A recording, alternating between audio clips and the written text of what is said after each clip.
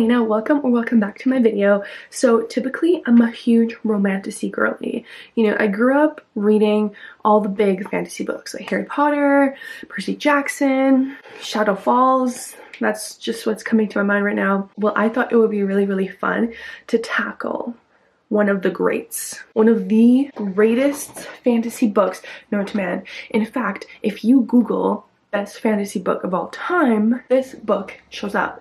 Yes, that's right, the Game of Thrones. Multiple booktubers have been reading the Game of Thrones and then talking about it, and I was inspired. I watched those videos, and then I myself wanted to read a Game of Thrones. How fun would it be to read the greatest fantasy book of all time and then a very popular current fantasy book? If you want to know what other book I will be reading, you gotta stick around to about the halfway mark to find out. But without further ado, let's start reading.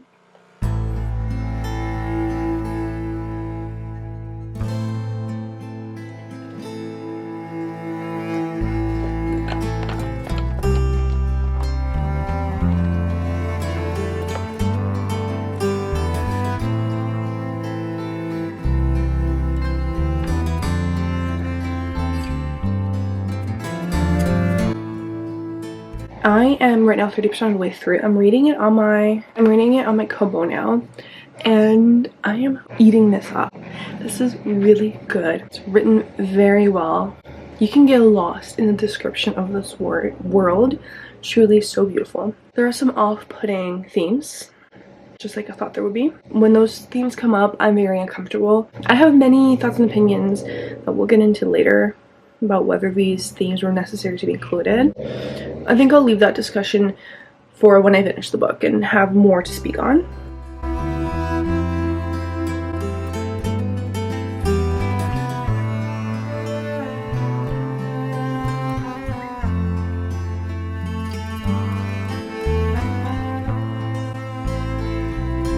Okay, so I've procrastinated filming an update on A Throne of Glass. I keep calling it A Throne of Glass, a Game of Thrones, and now I have to because there's an hour left of reading and I'm also sick. My feelings are extremely complicated towards this series, this book. So firstly, it really does bother me, some of the themes in this book. I do feel like a lot of them are unnecessary. A lot of the things that happen in this book are unnecessary and very uncomfortable to read to a regular person, I would say. A normal regular person. There's just so much going on in this book. So many characters, so many plots. Like, you could name one of the side characters and I probably still wouldn't be able to tell you who it is. I get why people like it. It is interesting. It's a very intricate plot with a very intricate cast of characters. Alright, so it's been a little bit more than a month, or maybe a month, lost track of time, of me reading A Game of Thrones, and let's chat about it. I'm going to say something extremely controversial in the Game of Thrones community, book lovers community, so let's just have a difference of opinion, but I'm going to be really real. I did not like A Game of Thrones. Like, I think it's going to get a 3 stars for me. Honestly, I was very uncomfortable reading this book at times because some of the subject matter should not, in my opinion, be okay to write about. I don't understand why we normalize this, why we give an excuse that it's okay to write about some of the things that happen in this book, because we're saying, oh, it was normal at like that long ago, it was normal between the Vikings that this happened, and I'm like, yeah, but dragons are fictional. This is fictional. It did not have to be put in a book. This book is a lot of politics. For first books of series, and there needs to be a good balance between action and politics, because you need people to stick around and finish those series. And right now, I do not feel inclined to finish the series. Part of me thinks I should. To talk a little bit more about the positives, I was entertained, and I definitely was excited to pick up the book and read. It did take me a long time, but to be fair, it is a really big book. It's so popular in a fantasy world, and I do kind of see where a lot of themes in current popular fantasy books, I do see how they have came from the Game of Thrones. I need someone who really enjoys this book to explain to me why. Like what, like, I'm not, I don't mean it in a condescending way, just like, what is it about this book that you really liked, and maybe I just overlooked something, because I would love to get on the bad train. Like, please get me a ticket, but I think it might have gone over my head, clearly, because it's so popular. There must be a reason why people like it so much. Maybe I'm wrong, but we could have halved the word count of this book and gotten the same point across. But maybe I'm wrong. Maybe I misunderstand something. So please educate me. If this is something you really enjoy, let's have a conversation. I want to hear.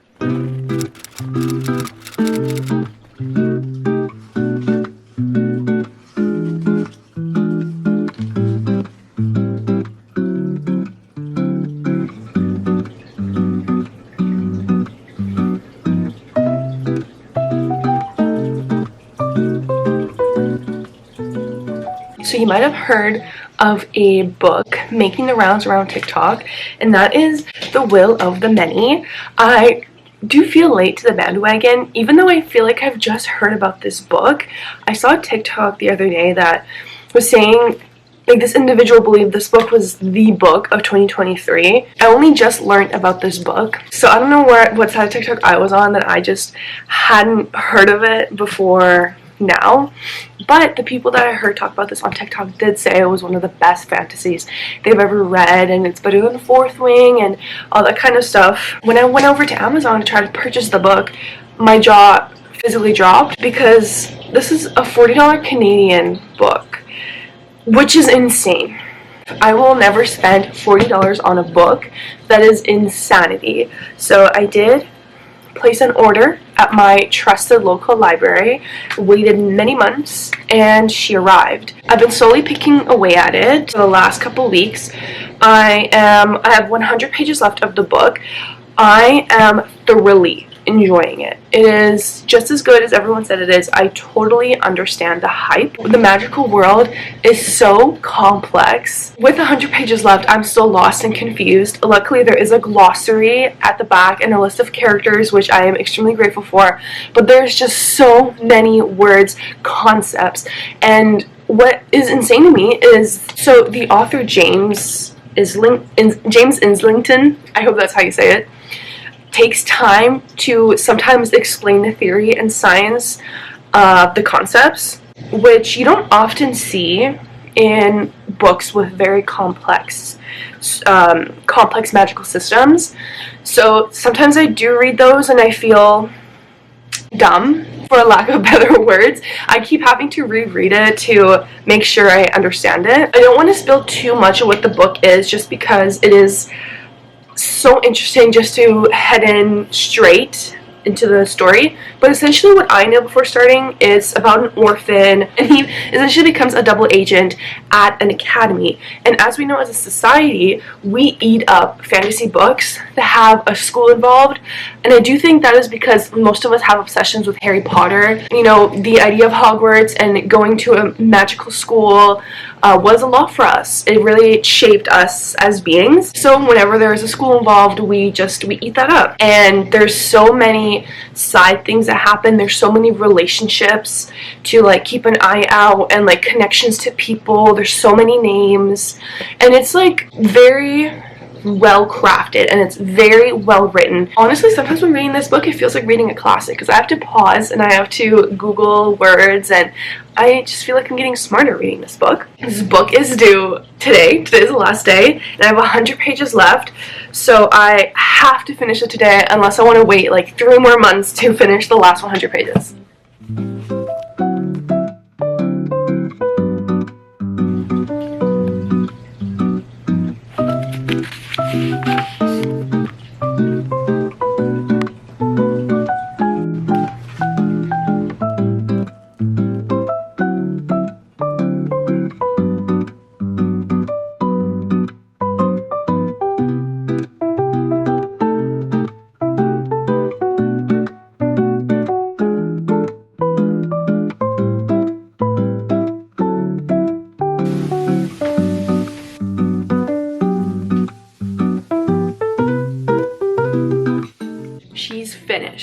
here are my thoughts.